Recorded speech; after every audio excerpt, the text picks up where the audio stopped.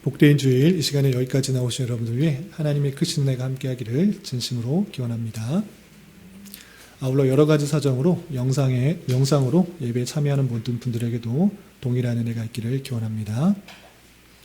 날씨가 갑자기 추워졌습니다. 갑자기 겨울이 된 듯한데 몸 건강 관리 잘 하셔서 주님께서 맡기신 여러 가지 일들 잘 감당할 수 있기를 기원합니다. 말씀 읽기 본문은 디모데 전서를 읽게 됩니다.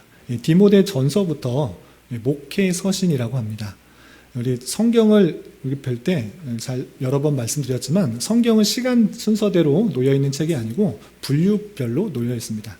그래서 신약 성경 중에서도 우리가 읽게 되는 부분은 바울 서신인데 바울 서신이 쭉 놓여 있는 그 배열의 순서는 이해하기 쉽게 알려드리면 교회에 쓴 편지가 앞에 있고 그리고 나중에 개인에게 쓴 편지가 뒤에 있습니다.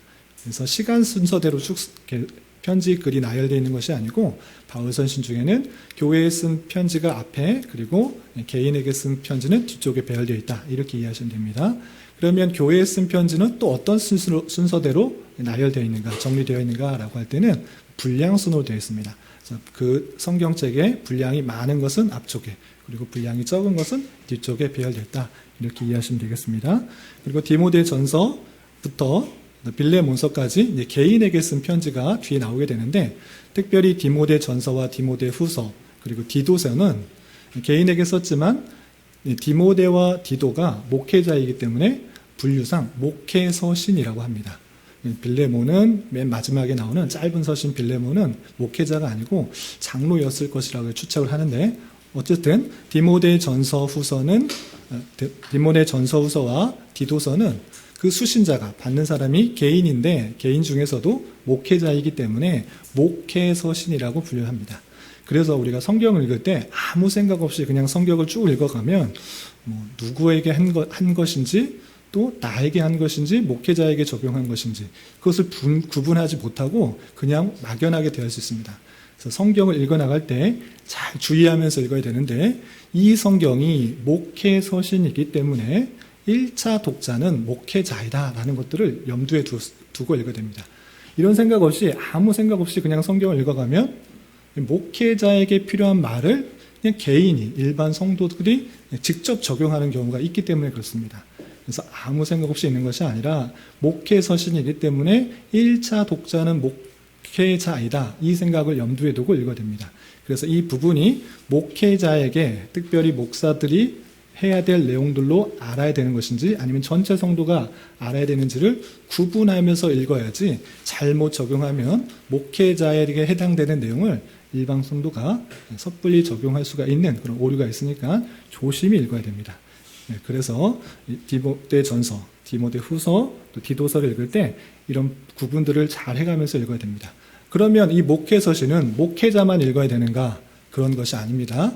그 목회자에게 썼음에도 불구하고 목회자가 어떻게 목회를 해야 되는지를 잘 표현해 주고 있기 때문에 그 내용들을 온 성도들이 읽으면서 목회자가 어떻게 해야 되는지 또 교회가 그 목회자를 통해서 어떤 교회를 세워야 되는지를 잘 알 수가 있는 것입니다. 그래서 이 목회 서신은 목사님들만, 목회자만 읽어야 된다.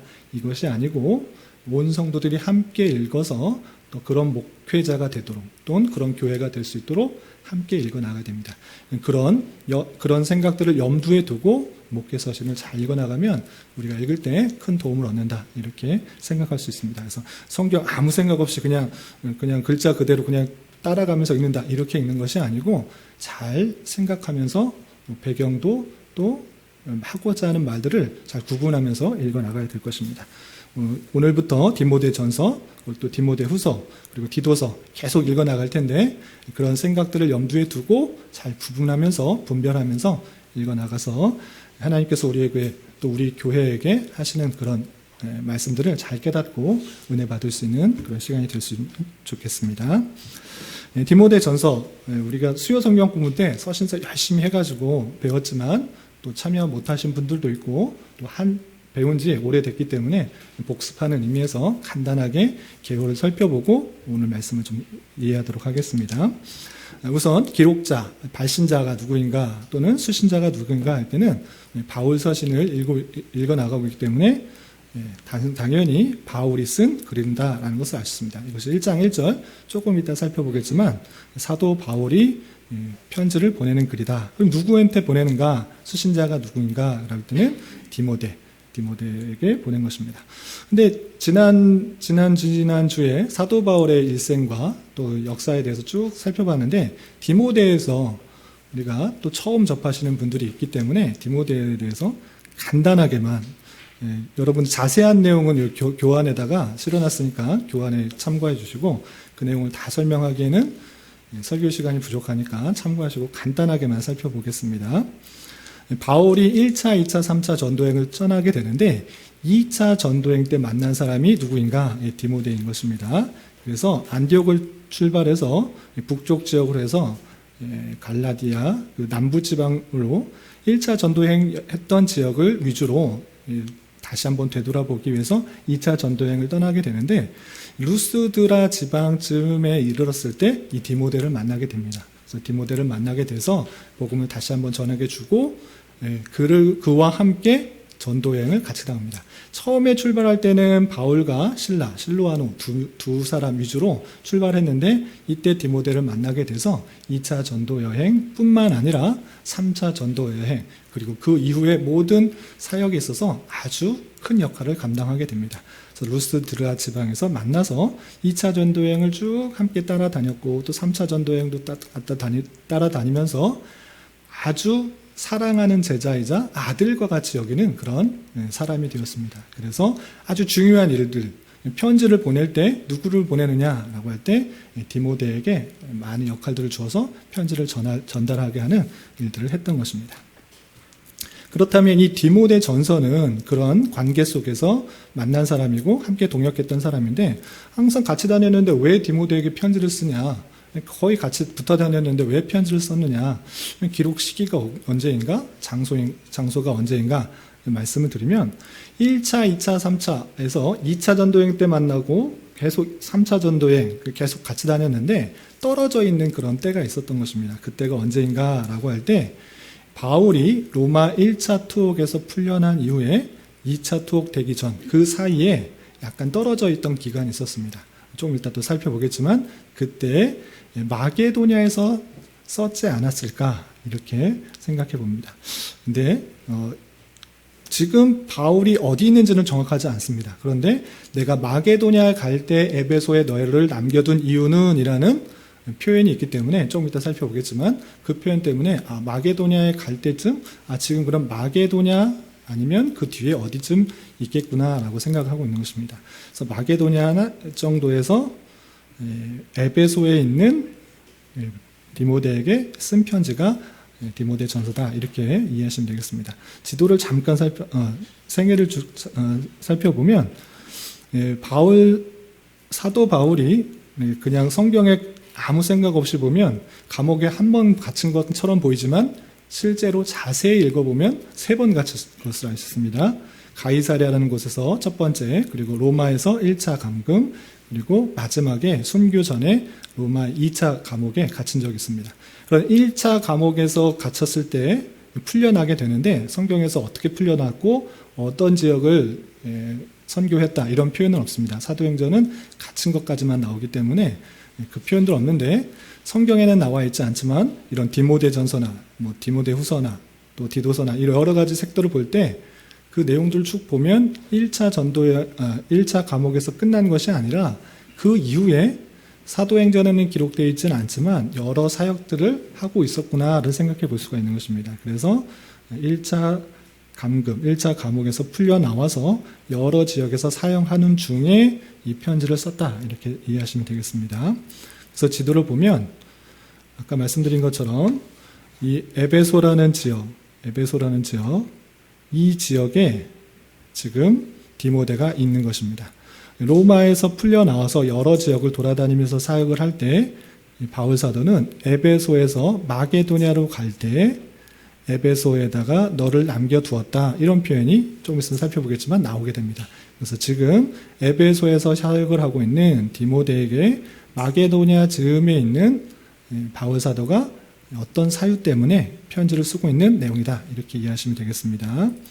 그렇다면 편지를 쓰게 된 이유가 무엇인가? 많은 것들이 있지만 두 가지를 요약한다면 첫 번째로 에베소 교회에 바울이 전해준 그런 복음이 있는데 바른 복음이 아니라 다른 교훈을 가지고 여러 가지 문제가 나타나는 것입니다.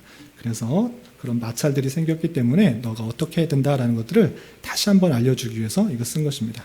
또한 디모데를 그 에베소에 남겨두었는데 에베소 교인들과 그 주변에 있는 사람들이 디모데를 잘 따른 것이 아니라 여러 가지 공격들이 있었습니다.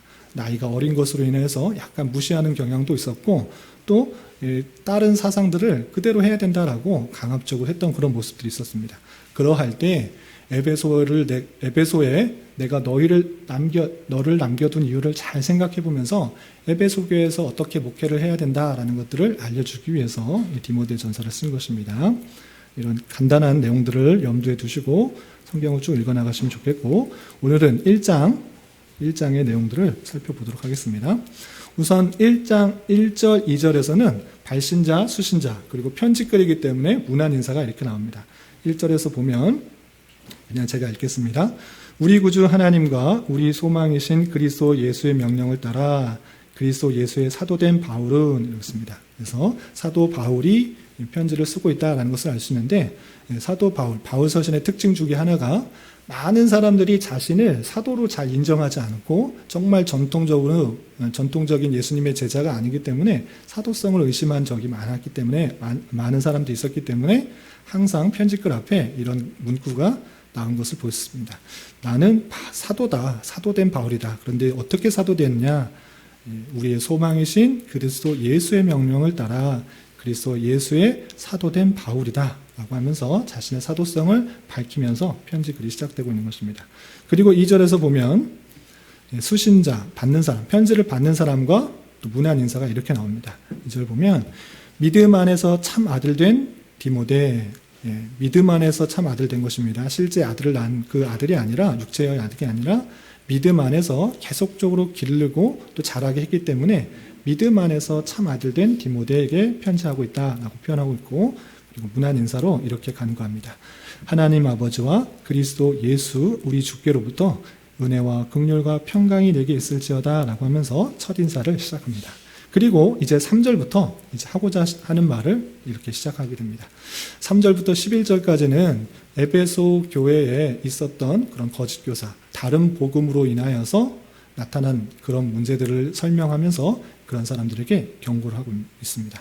특별히 3절과 4절을 보면 아까 말씀드렸던 것처럼 바울 사도와 디모데가 거의 항상 붙어 다니면서 사역을 했는데 떨어지게 된 것입니다.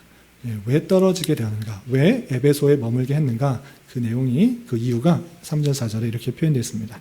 3절, 4절 말씀 함께 읽어보겠습니다. 시작. 내가 마게도냐로 갈 때에 너희를 권하여 에베소에 머물라 한 것은 어떤 사람들을 명하여 다른 교훈을 가르치지 말며 신하와 끝없는 족보에 몰두하지 말게 하려 함이라. 이런 것은 믿음 안에 있는 하나님의 경륜을 이름보다 도리어 변론을 내는 것이라.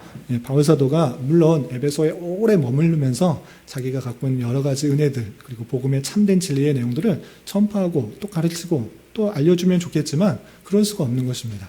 에베소만 교회가 아니고 여러 지역에 그런 하나님의 교회가 있기 때문에 계속적으로 머물러 수가 없었던 것입니다. 그래서 아쉬운 마음에 나는 여기 있고 있지만 그렇게 계속할 수 없으니 에베소에 디모데 너를 남겨두겠다. 그리고 나는 마게도냐에 가서 또 교회들을 살펴봐야 된다. 그러면서 디모데를 에베소에 머물러면서 이렇게 말한 것입니다. 어떤 사람들을 명하여 다른 교훈을 가르치지 말도록 그렇게 주의해라. 너 목회자이지 않느냐. 너 그곳에 에베소에 있으면서 다른 교훈을 가르치는 것 그렇게 행하지 말라. 가르치지 않도록 잘 다스려라 라고 하는 것입니다. 그럼 다른 교훈들을 어떤 교훈들이 있었는가? 신화와 끝없는 족보에 몰두하지 말게 하려 함이라 라는 것처럼 다른 교훈을 가진 사람들 중에는 신화에 몰두하고 또 족보에 몰두하는 그런 사람들이 있었습니다. 신화에 몰두한 사람들은 무엇이냐면 당시에 헬라 문화들이 많이 퍼져 있기 때문에 그 신에 대해서 창조한 신, 무슨 신, 어떤 신, 이런 신화들이 계속적으로 영향을 주는 것입니다.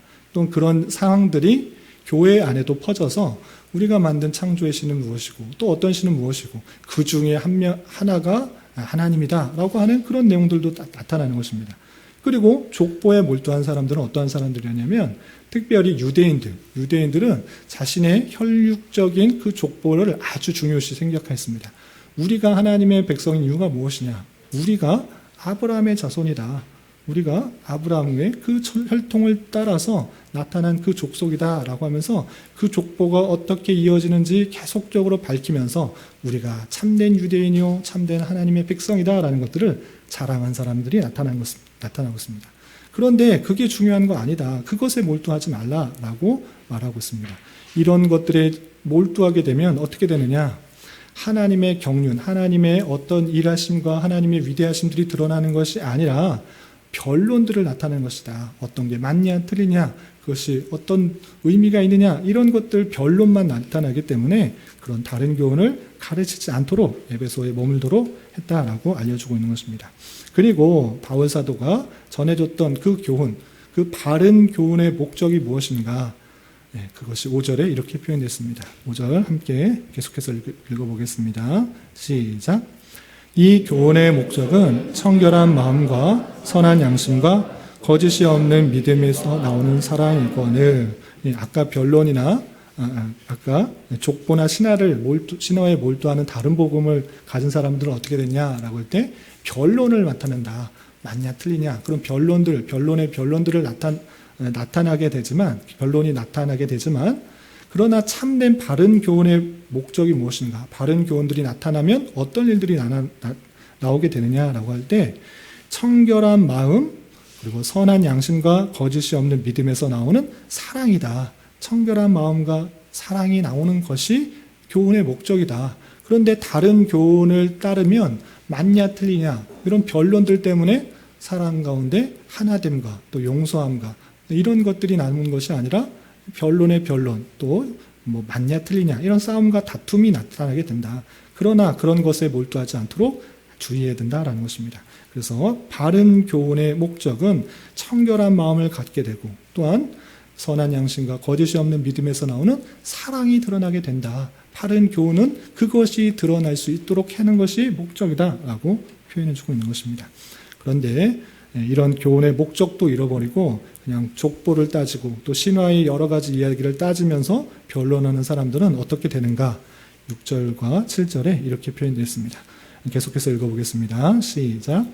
사람들이 이에서 벗어나 헛된 말에 빠져 율법의 선생이 되려 하나 자기가 말하는 것이나 자기가 확증하는 것도 깨닫지 못하는도다. 그 변론의 그 중요성, 그냥 맞냐 틀리냐 시비를 가리는 데 빠져서 그것의 목적도 전혀 알지 못한 채 율법에 내가 잘 안다, 어떤 것을 잘 안다 라고 하면서 율법의 선생이 되려고 하는 그런 모습들만 나타난다고 하는 것입니다. 그런데 율법의 조목, 조항 그런 것들은 잘 알지만 그래서 선생과 같이 무엇인 것인지 어디 있는지 어떤 뜻인지 다 알지만 그런데 실제로 자기가 삶으로 드러내지 못하고 확증하지 못하는 그런 모습들이 나타난다 이렇게 표현하고 있습니다. 그래서 율법의 선생이 되어서 나는 다 알고 있다, 나는 높아진다, 율법을 다 알고 있다라고 하는 그런 모습들이 있지만 실제로는 그것이 말하고 있는 것, 그것을 깨닫지도 못하고 확증하지도 못하는 그런 어리석은 모습이다라고 지적하고 있습니다. 그런데 율법, 우리에게 주신 그 율법들은 어떤 의미가 있는가 할 때 8절에 이렇게 표현하고 있습니다. 8절 계속해서 읽어보겠습니다. 시작. 그러나 율법은 사람이 그것을 적법하게 쓰면 선한 것임을 우리는 아노라.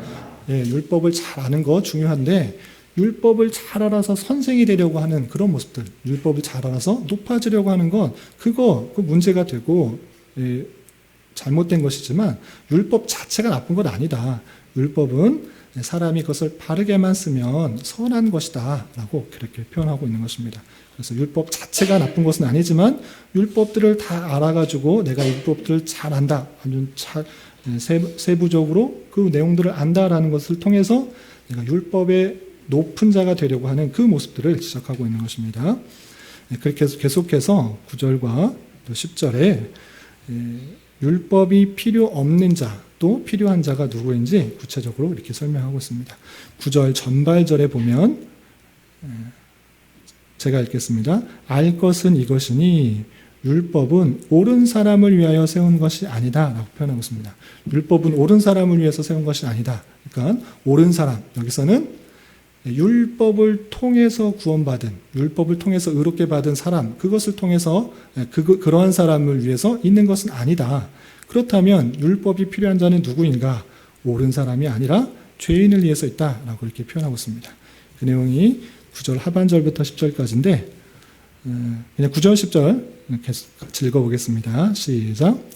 알 것은 이것이니 율법은 옳은 사람을 위하여 세운 것이 아니요 오직 불법한 자와 복종하지 아니하는 자와 경건하지 아니한 자와 죄인과 거룩하지 아니한 자와 망령된 자와 아버지를 죽이는 자와 어머니를 죽이는 자와 살인하는 자며 음행하는 자와 남색하는 자와 인신매매를 하는 자와 거짓말하는 자와 거짓 맹세하는 자와 기타 바른 교훈을 거스른 자를 위함이니. 율법은 필요한 자가 누구이냐? 율법은 옳은 사람을 필요한 것이 아니고 죄인들을 위해서 필요한 것이다 라는 것입니다.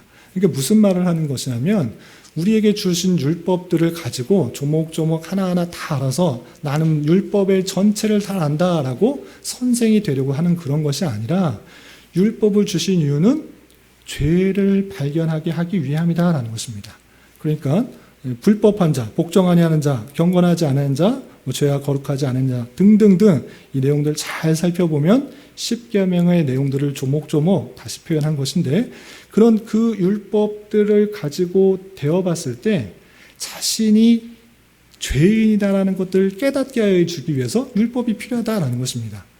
율법을 통해서 깨달아야 되는 것은 내가 그 율법에 비추어서 죄인이구나, 불법한 자구나, 경건하지 아니한 자구나, 거룩하지 아니한 자구나, 망령된 자구나, 아버지를 죽이는 자구나, 어머니를 죽이는 자구나. 어떻게 아버지와 어머니를 죽였습니까? 그냥 부모를 공경하라, 또는 살인하지 말라, 간음하지 말라, 그냥 눈에 보이는 일들로만은 그냥 행하지 않았기 때문에 나는 부모를 공경했다라고 표현하지만 그 마음속 하나하나를 되돌아볼 때 정말 부모를 공경했는가? 아버지를 미워하지 않았느냐? 어머니를 미워하지 않았느냐? 그것이 아버지를 죽이는 거고 어머니를 죽이는 것이다. 너희가 살인하지 않았다? 칼을 들고 총을 들고 어떤 것을 통해서 죽이지 않았다? 그게 죽인 것이 아니라 마음으로 미워한 것, 싫어한 것, 죽이려는 마음과 같은 그 악한 마음을 가진 것, 그거 죽인 자다. 음행하지 않았다? 음행한 마음을 품은 것, 그거 음행한 것이다. 이렇게 표현하고 있는 것입니다. 그래서 율법을 통해 보았을 때 우리가 죄인이다라는 것들을 깨닫게 해주는 것이 율법이다라는 것을 표현해 주는 것입니다. 그래서 율법에 비추어 봤을 때 그 죄를 깨닫게 해주는 역할들이 있다라는 것들을 표현해 주는 것입니다. 그 사람들이 참으로 죄인이다라는 것들을 알게 해주기 위해서 율법이 필요하다라고 바울은 알려주고 있습니다. 그리고 계속해서 11절에서는 그 복음을 전하기 위해서 내가 부름을 받았다. 내가 그 교훈들을 전한다라는 표현 이후에 12절부터 17절까지는 바울이 어떠한 사람이었으며 어떠한 감사가 있고 또 하나님 그리스도에 대해서 고백하는 내용이 이어지게 됩니다. 그렇다면 먼저 그리스도에 대해서 어떻게 고백하고 있는지 12절과 15절 전반절을 함께 보도록 하겠습니다. 먼저 12절 함께 봉독하겠습니다. 시작. 나를 능하게 하신 그리스도 예수 우리 주께 내가 감사함은 나를 충성되이 여겨 내게 직분을 맡기심이니. 나를 능하게 하신 그리스도 예수다. 나를 가능하게 하였다. 내가 어떤 일들을 할 수 있게 한 것이 그리스도 예수시다 라고 표현하고 있고 그 그리스도께서 나 같은 자를 충성되이 여겨서 직분을 맡기셨다라고 이렇게 고백하고 있습니다. 또한 15절 전반절에 이런 표현도 있습니다. 15절 쭉 읽어보겠습니다. 시작. 미쁘다 모든 사람이 받을 만한 이 말이야. 그리스도 예수께서 죄인을 유하시려고 세상에 임하였도다. 죄인 중에 내가 괴순이라. 모든 사람이 받을 만한 이 말, 그 무엇이냐? 예수 그리스도께서 죄인을 구원하시려고 세상에 임하셨다. 율법을 통해 보았을 때 참으로 내 자신이 잘 살고 있는 줄 알았는데 그게 아니라 참으로 죄인이구나. 부모를 살인하고 간음하고 또한 거짓 증거하고 또한 도둑질하는 그런 자였다라는 것들을 알고 이 죄인을 구원하시기 위해서 오신 분이 예수 그리스도다. 예수 그리스도시다 라고 표현하고 있는 것입니다. 이 예수 그리스도에 대해서 모든 사람이 받을 만한 말이다. 이 참된 진리를 받아야 된다라고 표현하고 있는 것입니다. 그리스도께서 우리를 위해서, 나 같은 죄인을 위해서 죄인을 구원하시기 위해 이 땅에 임하셨고 그 사실들을 받아야 된다라고 표현하고 있는 것입니다. 또한 사도가 어떠한 모습이었는지 바울 사도가 자기 고백을 하는 표현도 살펴볼 수 있습니다. 13절 전발장과 또 15절 후반절에 이렇게 표현됐는데 아까 13절 쭉 다시 한번 읽어보겠습니다. 시작. 내가 전에는 비방자요 박해자요 폭행자였으나 도리어 긍휼을 입은 것은 내가 믿지 아니할 때에 알지 못하고 행하였습니다. 내가 어떤 자였느냐? 비방자였다, 박해자였다, 폭행자였다라고 고백하고 있습니다. 실제로 그냥 하는 이야기가 아니라 실제로 사도 바울은 예수 그리스도를 만나기 전에 예수 믿는 사람들을 괴롭히고 핍박하고 탄압했던 사람입니다. 예수님을 믿는 사람들이 죽는 것에 증인이 됐던 사람이고 그런 사람들을 올바로 바르게 하나님만 믿어야 된다라고 했던 그런 사람이었습니다. 그래서 자기를 어떻게 말하느냐? 비방자다, 박해자다, 폭행자다. 예수님 믿는 사람들을 비방했던 사람이고 그 사람들을 박해했던 사람이고 폭행하였다라고 표현하고 있는 것입니다. 또 15절 하반절에는 이런 표현도 있는데 15절 전체 한 말씀을 함께 읽어보겠습니다. 시작. 미쁘다 모든 사람이 받을 만한 이 말이요 그리스도 예수께서 죄인을 구원하시려고 세상에 임하셨다 하였도다. 죄인 중에 내가 괴수니라. 15절 하반절에 보면 자기를 죄인 중에 괴수다. 죄인 중에 제일 으뜸 가는 사람이다. 아주 죄인 중에 죄인이다. 가장 큰 죄인이다 라고 고백하고 있는 것입니다. 실제 가장 앞장서서 예수님 믿는 사람들을 핍박했던 그런 사람이다 라고 고백하고 있는 것입니다. 그러나 사도가 받은 은혜 때문에 많이 변하게 된 그 모습들도 함께 고백하고 있습니다. 13절 읽었기 때문에 13절 하반절에 보면 그렇게 비방자, 박해자, 폭행자였으나 하나님의 긍휼을 입었다라고 표현하고 있습니다. 하나님이 불쌍히 여기셔서 긍휼을 입어서 불쌍히 여김을 받았다. 그리고 믿지 아니할 때 알지 못하고 그렇게 행하였지만 지금은 긍휼을 입어 그렇게 행하지 않고 있다라고 표현하고 있습니다. 또 14절에 이런 표현도 있는데 14절 말씀 함께 읽어보겠습니다. 시작. 우리 주의 은혜가 그리스도 예수 안에 있는 믿음과 사랑과 함께 넘치도록 풍성하였다. 하나님의 은혜가 풍성하였다. 그리스도 예수 안에 있는 믿음, 사랑과 함께 넘치도록 풍성하여서 하나님께서 그 은혜에 따라서 예수를 믿게 되는 그 믿음들을 얻었고 그 하나님의 놀라운 사랑을 깨달아 풍성하게 되었다라고 사도 바울은 고백하고 있는 것입니다. 비경자, 폭행자, 박해자였으나 하나님께서 불쌍히 여기셔서 예수 그리스도의 긍휼을 입어서 내가 믿게 되었고 또 그의 사랑을 알게 되었고 풍성하게 되었다라는 것들을 보여주고 있습니다.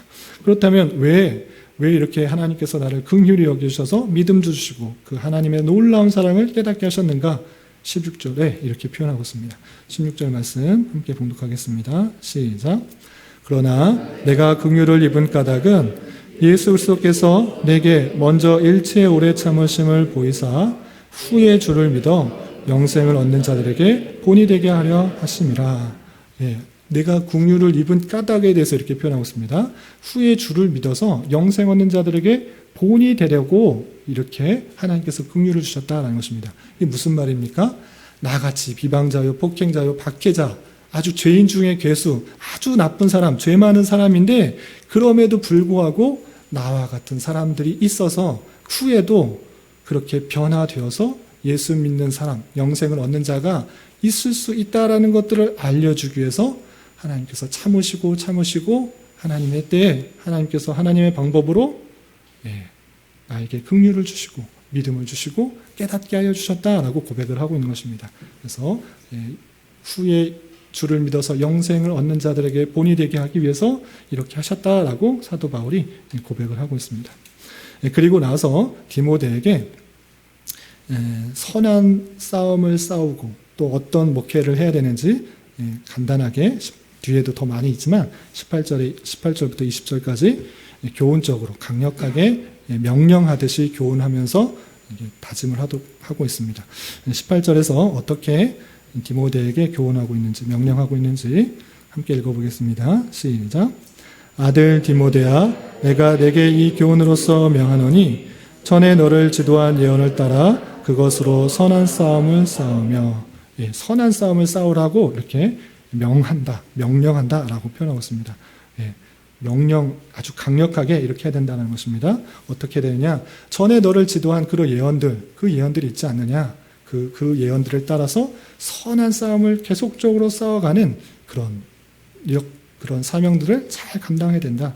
우리가 가는 길이 계속적으로 영적 전투가 있고 전쟁이 있고 또 많은 미혹하는 것들이 있으니 그런 것들, 그 모든 싸움, 선한 싸움, 영적인 전쟁을 잘 싸우도록 권면하고 있는 것입니다. 또한 19절에는 이런 표현도 있습니다. 19절 말씀 함께 읽어보겠습니다. 시작.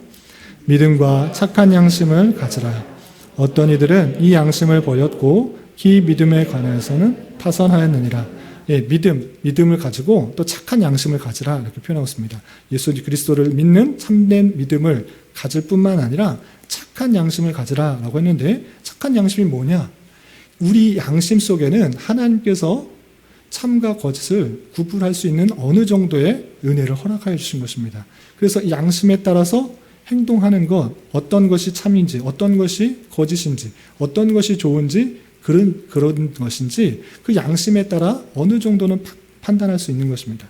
그런데 그런 착한 양심을 가지고 있지 않으면 어떻게 되느냐? 하나님께서 깨닫게 해주시고 속으로 말씀해 주시는 그 모든 것들을 버려서 그 믿음에서 이탈될 수가 있다라고 표현하고 있는 것입니다. 실제적으로 어떤 일들이 있었는가? 20절에 이런 표현이 있습니다. 양심을 버리고 믿음에 관하여 파선한 그런 사람들을 20절 말씀만 함께 읽어보겠습니다. 시작. 그 가운데 후메네오와 알렉산더가 있으니 내가 사탄에게 내어준 것은 그들로 훈계를 받아 신성을 못하게 하려 함이라. 후메네오와 알렉산더가 처음에는 믿음을 가지고 있는 것 같아 보였는데 그 양심 속에서 하는 마음들을 다 버린 것입니다. 그 양심을 버려서 참된 믿음 가운데 파선하였다. 양심이 계속적으로 생각나게 하고 깨닫게 해주시고 알게 해주셨는데 그것을 버림으로 말미암아 참된 믿음의 길에서 떨어지게 되었다. 그래서 사탄에게 내주었다. 출교하게 되었다. 완전히 되었는데 왜 그렇게 사탄에게 내주었냐? 신성모독하지 못하게 하려 함이다 라고 표현하고 있습니다. 그래서 후메네와 알렉산더는 처음에 믿음을 가지고 있는 것처럼 보였지만 그 양심에서 알려주는 그 모든 것들을 다 버리고 묻어두리고 그래서 진리에서 믿음에서 파산하게 되고 또 신성모독을 하기 위해서 출교, 사탄에게 내어준 그 모습들이 있다라는 것들을 알려주고 있습니다. 이렇게 1장의 내용을 살펴봤는데 여러 가지 것들을 생각해 볼 수 있지만 세 가지로 말씀의 교훈을 정리하도록 하겠습니다. 첫 번째, 다른 교훈과 바른 교훈의 차이가 무엇인가 잘 알아야 되는데 우리가 신앙생활을 하면서도 다른 교훈과 바른 교훈을 구분하지 못하는 경우가 있기 때문에 잘 알아야 됩니다. 우선 디모데에게 알려준 에베소 상황 속에서 다른 교훈은 무엇이었는가? 첫 번째로 신하에 몰두하는 것, 또 족보에 몰두하게 만든 것이었습니다. 그렇게 몰두하게 되면 무엇이냐? 신하, 족보 이런 것에 몰두하게 돼서 무엇을 나타내느냐라고 했을 때 변론만 나타나고 있다라는 것입니다. 하나님의 경륜, 하나님께서 어떻게 일하시고 어떻게 역사하셨는지가 드러나야 되는데 어떤 것이 맞냐 틀리느냐 시시비비만 가리는 변론만 나타나고 있다. 그리고 그 것들을 잘 안다고 하는 신하와 족보뿐만 아니라 율법들을 잘 안다고 하는 선생이 되려고 하는 나는 많은 지식적으로 알고 있다라는 선생이 되려고 하는 그 모습들이 있지만 그 선생이 되려고 하지만 자기가 말하는 것이 무엇인지도 확증하지 못하고 깨닫지 못하는 그런 잘못된 모습 가운데 나타나게 되고 있다는 것입니다. 그렇다면 바른 교훈은 무엇입니까? 바른 교훈은 그런 헛된 변론과 자신이 드러나고 자신이 높아지려는 그 선생이 되려고 하는 모습으로 드러나는 것이 아니라 선한 청결한 마음과 선한 양심과 거짓이 없는 나오는 믿음에서 나오는 사랑이다. 청결한 마음, 정결한 마음, 그리고 사랑이 드러나게 된다. 그런 것을 드러나는 것이 바른 교훈이다 라는 것입니다. 우리가 신앙생활 하는 데 있어서도 바른 교훈을 얻으면, 바르게 깨달게 되면 무엇이 어떻게 드러나야 되는가라고 할 때 사람의 지식이나 높아짐이나 또 변론들, 시시비비 가리는 것으로 드러나는 것이 아니라 청결한 마음, 사랑이 드러나게 되어야 된다라는 것입니다. 그리고 내용적으로는 어떤 것이 바른 교훈인가? 결과적으로 드러나는 양상도 다르고 내용적으로도 중요한데 그것을 잘 들으셔야 됩니다. 그것은 그 바른 교훈, 바른 율법을 통해서 우리가 깨달아야 되는 것은 우리의 행위를 통해서 구원을 받을 수가 없구나. 율법을 통해서 우리가 참으로 죄인이구나를 깨닫는 것이 중요합니다. 율법을 많이 안다. 하나님께서 어떻게 말씀하셨는지 창세기부터 요한계시록까지 몇 장 몇 절 무엇에 있는지를 다 안다. 이것을 아는 게 중요한 것이 아니라, 물론 아는 것이 중요하지만 그것에 그치는 것이 아니라 그 내용을 볼 때 내가 참으로 죄인이구나. 인간의 힘과 능력과 어떤 행위로서 구원을 받을 수가 전혀 없구나. 나는 어머니를, 부모님을 공경하는 줄 알았고, 또한 살인하지 않은 줄 알았고, 또 음행하지 않은 줄 알았고, 거짓말하지 않은 줄 알았는데 그 내용을 찬찬히 보니 참으로 나는 부모를 죽이는 자였고, 또한 간음하는 자였으며 거짓말하는 자였고 탐욕하는 자였구나. 이것을 깨닫는 것이 바른 교훈이다라는 것입니다. 그래서 성경 말씀을 통해서 내 스스로의 힘으로 전혀 구원을 받을 수가 없는 것을 깨닫는 것, 그것이 바른 교훈인 것입니다. 그러면 어떻게 구원을 받을 수가 있는 것입니까? 율법들을 통해서 다 지켜서 구원받는 것이 아니라 아까도 말씀드린 것처럼 예수 그리스도께서 우리의 죄를 대신하여서 이 세상에 임하셨다.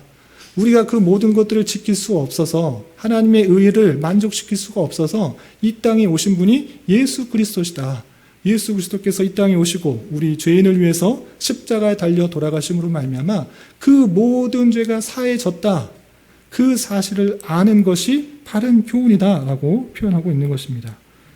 그래서 기독교는 율법의 행위를 통해서 구원받는 것이 아니라 하나님의 요구하시는 율법을 비춰볼 때 우리의 삶이 그것을 온전히 만족시킬 수가 없다는 것을 깨닫는 종교입니다. 우리가 스스로 할 수가 없지만 예수 그리스도께서 이 땅에 오셔서 우리의 모든 죄를 사하여 주셨다라는 것들을 깨닫고 그를 믿는 종교다라는 것을 잘 알아야 될 것입니다. 또한 우리가 여러 가지 성경 공부도 하고 또 말씀의 교리를 공부하는 것이 있는데 그 공부하는 목적들, 나는 교리를 잘 안다. 웨스트민스터도 잘 알고 하이델베르그도 알고 뭐도 알고 성경의 어떤 부분도 배경도 잘 알고 다 알고 아는 지식이 많아지는 것이 자랑이 아니라 그것을 아는 자로서 청결한 마음이 드러나는가, 성도를 사랑하는 마음이 드러나는가, 그것이 중요하다라고 할 수 있는 것입니다. 그래서 우리가 바른 교훈에 따라서 우리의 신앙과 삶이 잘 드러날 수 있기를 진심으로 기원합니다. 두 번째로 생각할 것은 바울이 감사하고 있는 이유가 무엇인가를 살펴보고자 합니다. 특별히 10월은 감사의 달인데 오늘 1장 12절에서 보면 주께 내가 감사함은 이라는 표현이 있습니다. 바울 사도가 하나님께 감사한다라고 했습니다. 무엇 때문에 감사하고 있는가 잘 살펴봐야 됩니다. 무엇 때문에 감사하고 있습니까? 바울은 비방자요, 폭행자요, 또 박해자였습니다. 그리고 죄인 중에 괴수라 할 만큼 하나님의 말씀에 비춰볼 때 참으로 죄만 지었던 그런 사람입니다. 그런데 그러함에도 불구하고 나를 긍휼히 여겨주셔서 구원해 주셨다. 그 사실들로 인하여 감사하고 있습니다. 또한 그렇게 비방, 폭행, 박해하는 자, 죄수 중에 괴수였는데, 죄인 중에 괴수였는데 그런 사람에도 불구하고 나를 충성되이 여겨서 내게 직분을 맡기셨다라는 것으로 감사하고 있습니다. 그 감사의 모습이 오늘날 우리에게도 도전이 되어야 될 것입니다.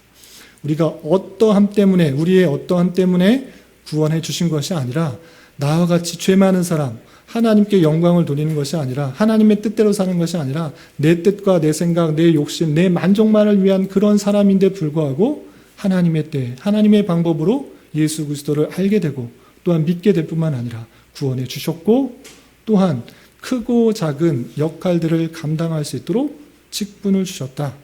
사명을 주셨다. 이 사실들로 인하여 참으로 기뻐하고 있는 그 모습을 볼 수 있습니다. 시간이 많이 지나서 예를 들까 말까 하는데 짧게만 들겠습니다. 유튜브를 보니까 오징어 게임에 나왔던 한 사람이 인터뷰하는 내용들이 나왔습니다. 그런데 그 사람이 한국 사람이 아니고 필리핀 사람이더라고요. 보신 분은 아시겠지만 안 보신 분도 있어서 죄송스럽긴 한데 간단하게 얘기 드리면 되게 많은 세계적인 인기를 끊었잖아요. 그런데 거기에 나오는 역할 중에 파키스탄 그 노동자의 역할을 하는 사람이 있는데 그 사람은 그나마 길게 시간을 내서 어떤 조연의 역할을 해요. 그런데 그 역에 짝이 되는 역할 되는 사람이 또 한 명 나오거든요. 그 사람도 외국 이주 노동자인데 나오는 시간이 1분도 채 안 돼요. 아주 잠깐 나와요. 그 사람과 파트너에서 어떤 일들을 하는 잠깐 나오는데 유튜브를 보니까 그 사람이 필리핀 사람인데 필리핀에서 그 오징어 게임에 나왔다라는 이유로 인해서 CNN에서 인터뷰를 하더라고요.